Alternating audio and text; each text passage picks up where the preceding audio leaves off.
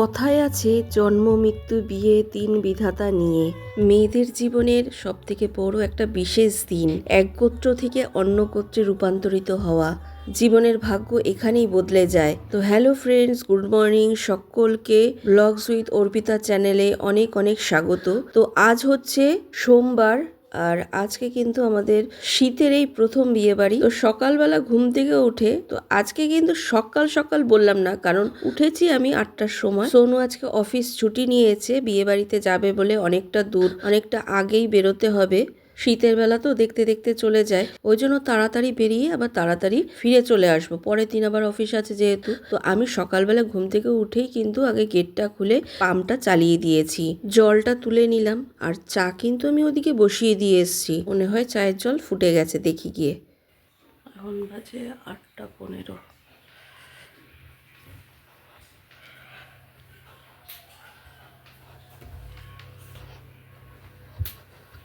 জানলাটা খুলে দিবি।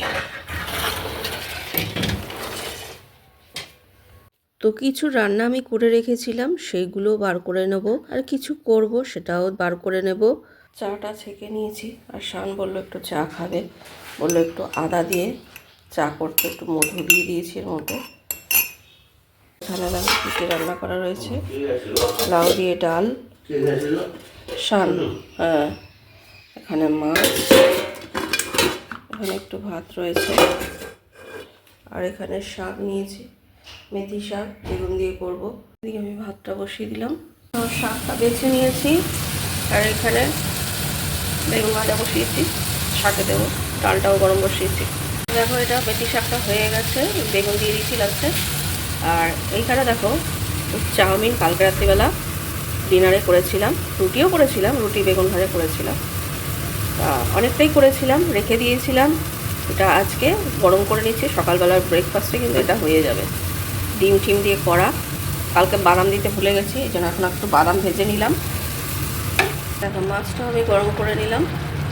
শীতের মেথি শাকও কিন্তু আজকে প্রথম রান্না করলাম। ডিম সেদ্ধ করে নিয়েছি, শাক ভাজা, একটু লেবু কেটে নিলাম, মাছ, আর এটার তলায় আছে ডাল।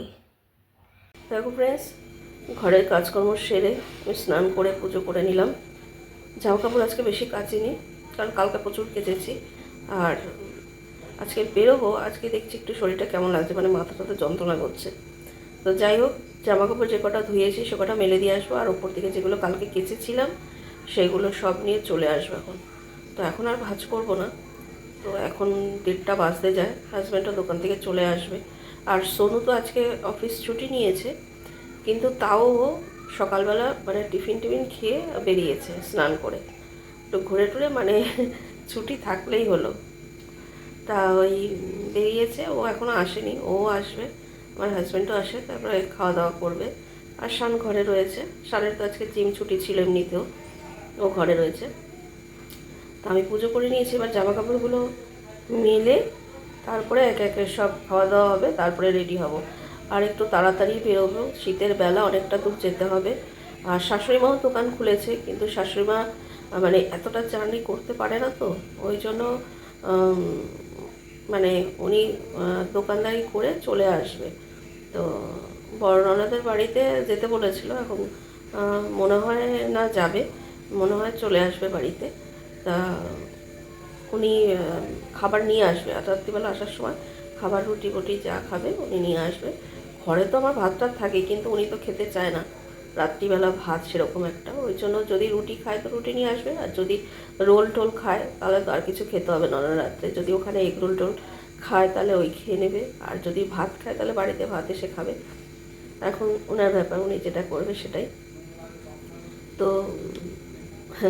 এই যাচ্ছি, তাড়াতাড়ি চলে আসবো, কালকে আবার সোনুর অফিস আছে যেহেতু, আর হাজব্যান্ডেরও দোকান খোলা, দোকানে দুটো কর্মচারী ভাই রয়েছে, তো ওরাই রাত্রিবেলা বন্ধ করবে।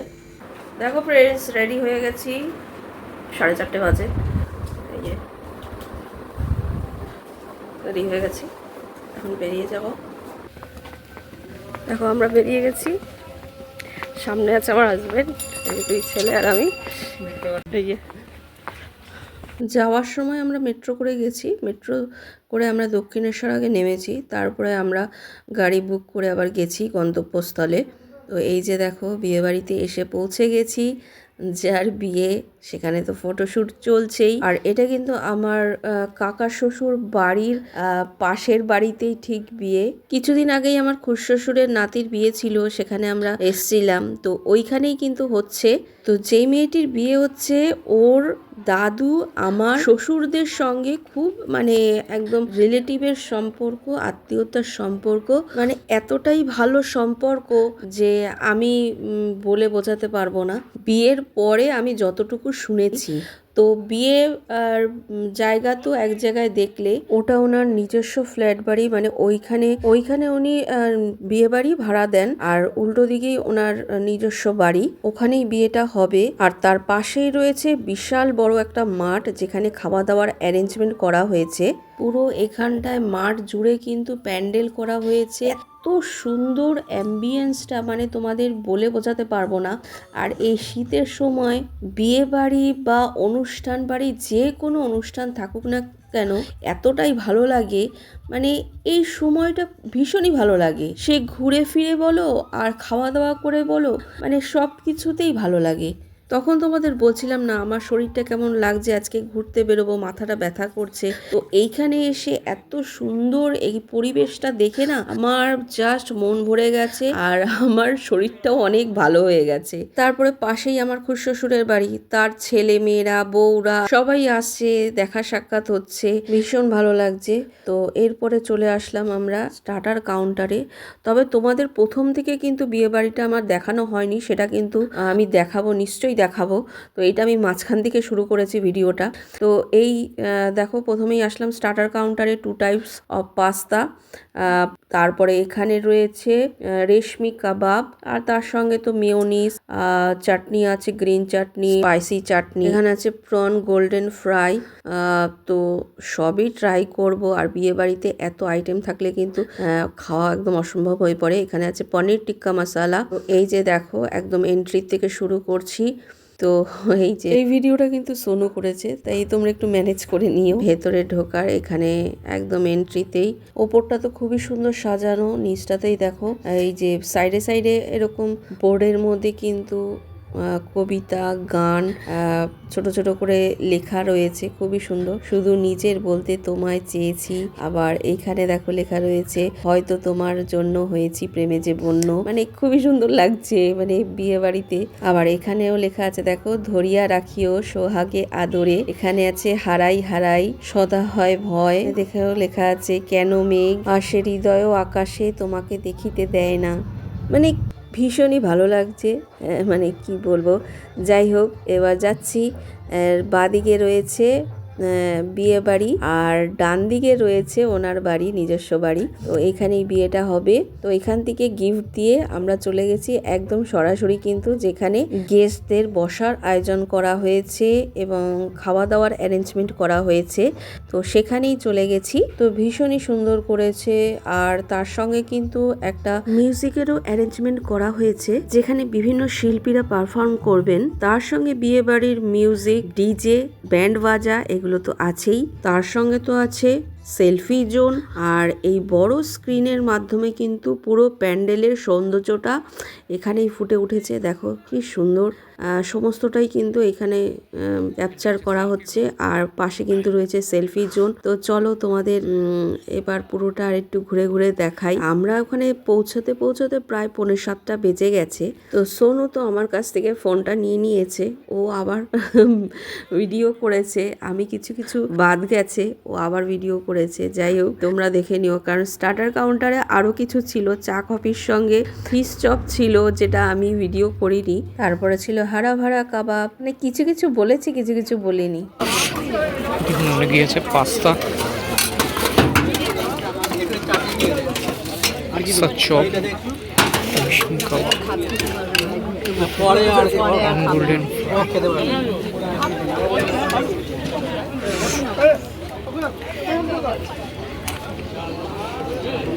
ভাড়া কাবাব, চায়,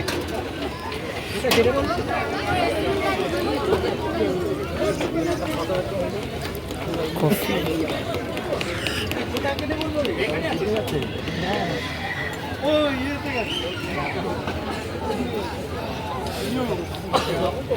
mocktails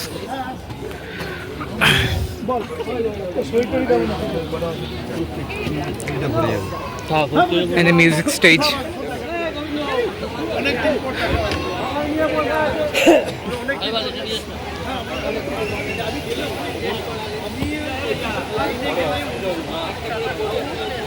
And a food court.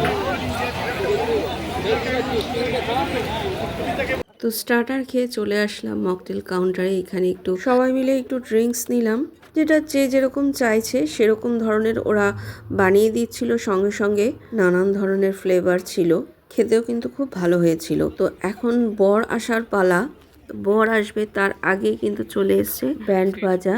তো ব্যান্ড বাজানো শুরু হবে, ব্যান্ড বাজিয়ে তারপরে কিন্তু বরকে স্বাগতম জানাবে।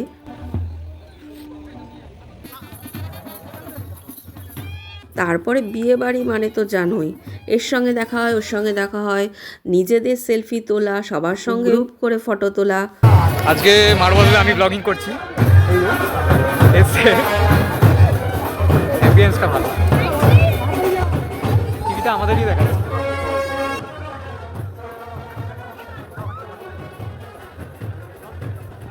এইখানে আবার কিছুক্ষণ ফটো তুলে নিলাম।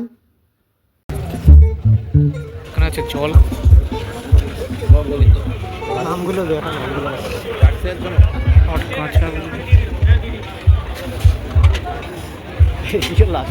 হ্যাঁ,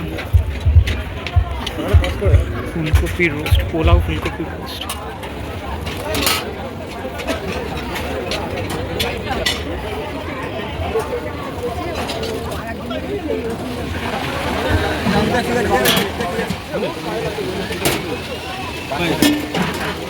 স্টিম রাইস, ভেটকি পাতুরি, এখানে আছে পোলাও, এখানে মটন কষা, চিকেন কষা, মটন কষা, পোলাও, ভেটকি পাতুরি, plain rice, chicken bharta, butter naan, fish tikka.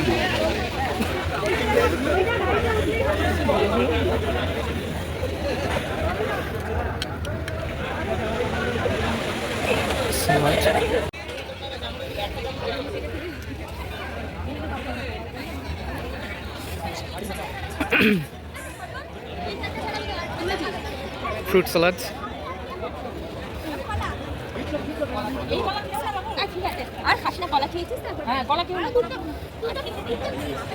Here is ice cream.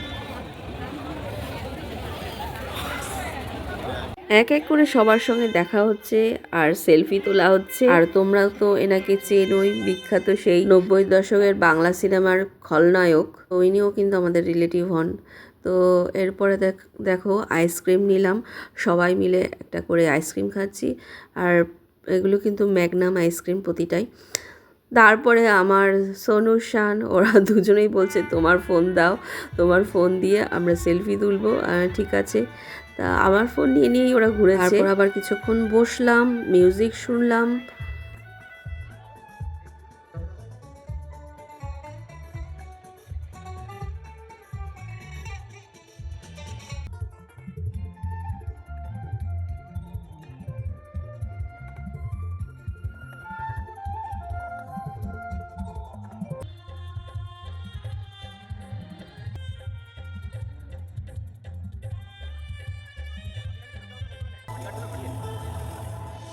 তো বর এসে বিয়েতে তো বসে গেছে, আর দেখো বরযাত্রী আসার পরে কতটা ভিড় হয়েছে।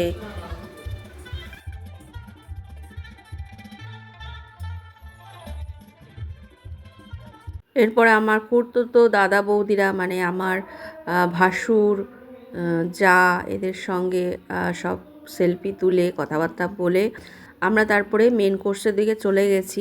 আমি আর আমার হাজব্যান্ড আগে খেয়েছি, তো আমার দুই ছেলে বলল তোমরা খেয়ে নাও, আমরা একটু পরে খাচ্ছি।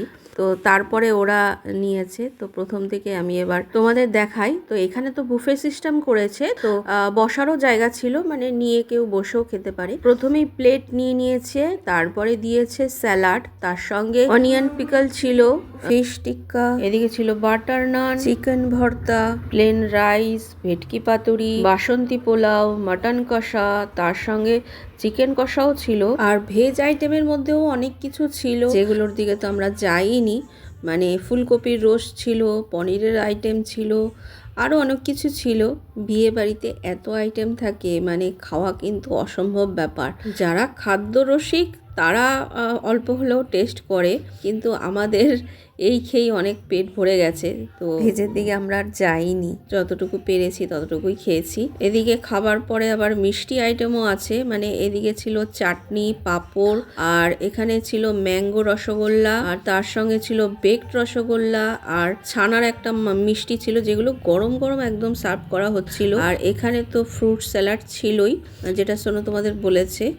আর এদিকে হচ্ছে ম্যাগনাম আইসক্রিম, যেটা বিভিন্ন রকমের ফ্লেভারের ছিল, পেস্তা ছিল, চকলেট ছিল, কাজু ছিল, মানে মিল্ক ছিল, অনেক ধরনের ফ্লেভার ছিল। তো আমার চকলেটটাই বেশি পছন্দ, ওপরের কোটিংটা তো চকলেটই থাকে, ভেতরের ফ্লেভারগুলো আলাদা আলাদা হয়।